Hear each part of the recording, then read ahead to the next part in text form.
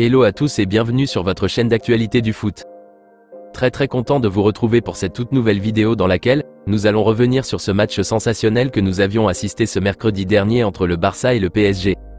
Une rencontre tellement attendue, et soldée au finish par cette victoire de 3-2, grâce à une performance incroyable de l'ailier droit brésilien Rafinha qui a mis un doublé phénoménal, et le jeune Pau Cubarsí ainsi que le cyborg uruguayen Ronald Araujo qui ont été très solides derrière et qui nous ont sauvés à maintes reprises.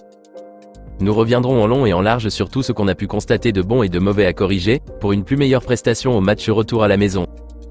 Et avant de terminer la vidéo, nous noterons ensemble la prestation que nous a servi Xavi et ses hommes. Donc reste jusqu'à la fin de la vidéo pour ne rien manquer. Mais avant tout juste de commencer, abonne-toi si c'est la toute première fois que tu nous suis sur cette chaîne et active la petite cloche de notification, afin d'être à la une de toutes nos vidéos actualités comme celle-ci, qui te parle régulièrement des joueurs du FC Barcelone, et t'informe chaque jour sur les dossiers importants programmés sur le mercato estival à venir. Donc n'hésite pas à laisser un gros pouce bleu, à surtout commenter la vidéo et si possible la partager, si bien sûr le contenu proposé t'a vraiment plu. Si c'est fait les amis, alors on y va. Eh bien les amis, quel match, quelle rencontre rebondissante qui nous a mis dans tous les états possibles ce mercredi dernier. Tout d'abord je veux commencer en disant un grand merci à tout le groupe pour la solidarité dont ils ont fait preuve tout au long de cette rencontre compliquée et stressante. Franchement on a senti que chaque joueur catalan était sérieux et concentré pour gagner cette première manche allée au Parc des Princes. Et quoi dire les amis du match incroyable de Rafinha, qui nous a sorti une prestation de malade. On voit qu'il est au meilleur de sa forme en ce moment. Franchement l'efficacité, la précision et la lucidité qu'il nous a montré sur ces deux actions conduisant aux deux buts qu'il a marqués, c'était vraiment agréable à regarder. Chaque fois l'ailier droit brésilien est critiqué pour son jeu assez brouillon et son manque d'efficacité dans les derniers gestes face au but, mais je pense à mon humble avis qu'on peut désormais dire que Rafinha s'est nettement amélioré. Et c'est ça justement le grand Rafinha qu'on a toujours voulu voir sur le terrain. J'espère juste qu'il va continuer ainsi et qu'on aura encore un grand Rafinha lors du match retour à la maison.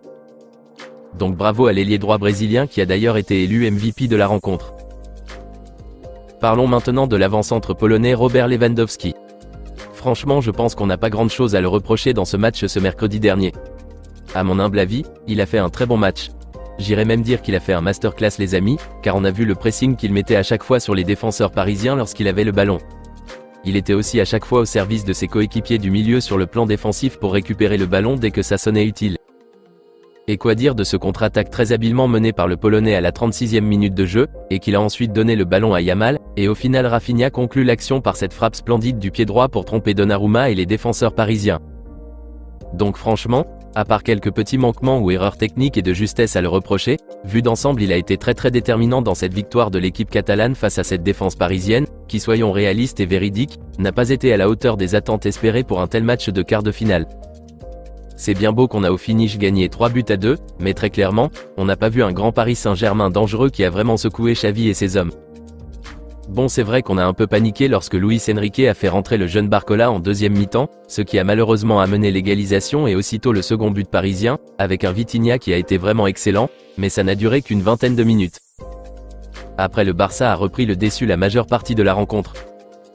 Donc les amis, même si Robert Lewandowski n'a pas marqué, il a fait une très bonne prestation à féliciter. Dites-moi dans les commentaires ce que vous aviez pensé de ses performances avec l'ailier droit brésilien Rafinha. Rendez-vous dans la barre des commentaires. Je ne sais pas si vous aussi vous aviez suivi de près le jeune Pau Cubarsí comme moi dans ce match. Franchement les amis, il a été excellent défensivement comme d'habitude. L'une des raisons pour lesquelles Kylian Mbappé a été presque invisible durant les plus de 90 minutes qu'il a fait sur le terrain, c'est parce que le jeune Cubarsí accompagné d'un Araujo phénoménal, ont été d'un bloc défensif très compact et solide devant lui. Franchement des fois quand je me rappelle que ce fameux Cubarsí n'a que 17 ans, j'ai l'impression comme si la direction nous mentait à propos de son âge les amis. La solidité dont il fait preuve quand il défend, son anticipation devant les actions adverses, c'est vraiment choquant les amis.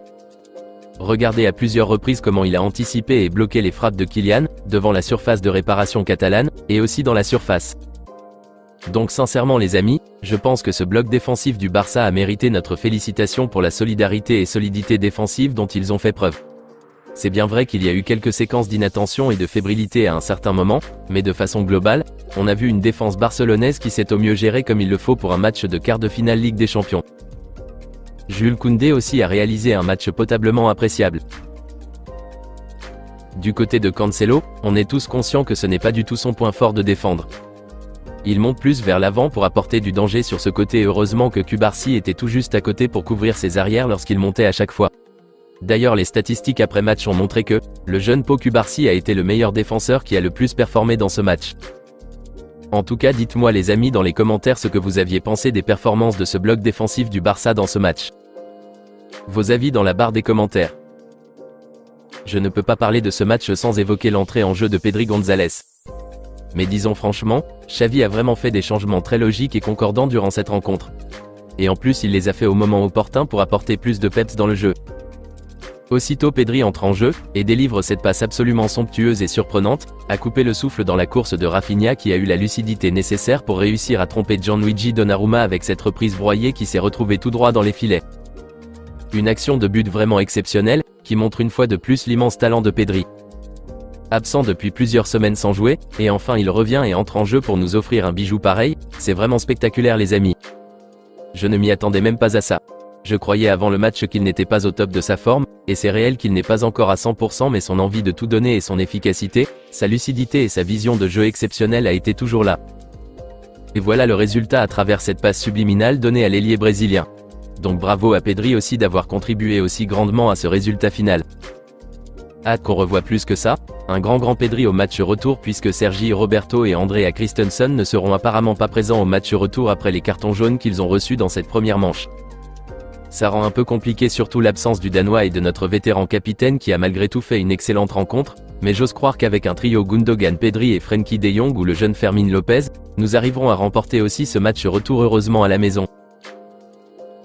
Avant de terminer cette analyse, je ne peux m'en passer de parler de la prestation très moyenne de Lamine Yamal ce mercredi dernier. Moi personnellement, j'ai été un peu déçu de son match.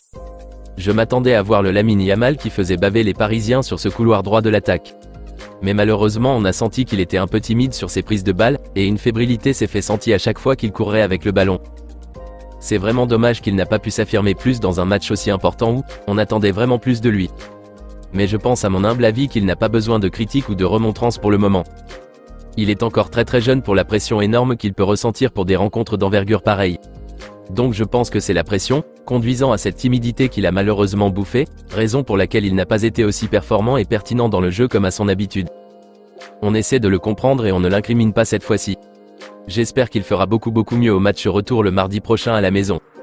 Et d'ailleurs Xavi l'a très vite compris, raison pour laquelle il l'a changé à la 60e minute de jeu en faisant rentrer Joao Félix, qui de passage a causé énormément de soucis à la défense parisienne dès qu'il est rentré. On a vu que les Parisiens commettaient plus de fautes et recevaient des cartons. Un changement qui les a encore plus déstabilisés derrière. Donc bref, Lamine Yamal n'a pas été meilleur comme à son habitude durant les soixantaines de minutes qu'il a fait sur le terrain. Mais je crois vivement qu'il sera plus pertinent et meilleur le mardi prochain à la maison lors du match retour. En résumé, je dirais que le Barça a été à la hauteur de nos attentes, en tout cas moi perso j'ai été satisfait du résultat avec une équipe catalane pas au top du top. Donc toutes mes félicitations à Xavi et toute l'équipe catalane pour cette victoire donnée, qui a rendu tellement heureux tous les fanatiques et supporters barcelonais. Dites-moi les amis dans les commentaires ce que vous aussi vous aviez pensé de l'ensemble de cette rencontre, les performances incroyables de Raphaël Rafinha, les qualités défensives remarquables du jeune Pau Cubarsí et du cyborg uruguayen Ronald Araujo, et l'énorme match qu'a réalisé l'attaquant polonais Robert Lewandowski ce mercredi dernier. Rendez-vous dans la barre des commentaires.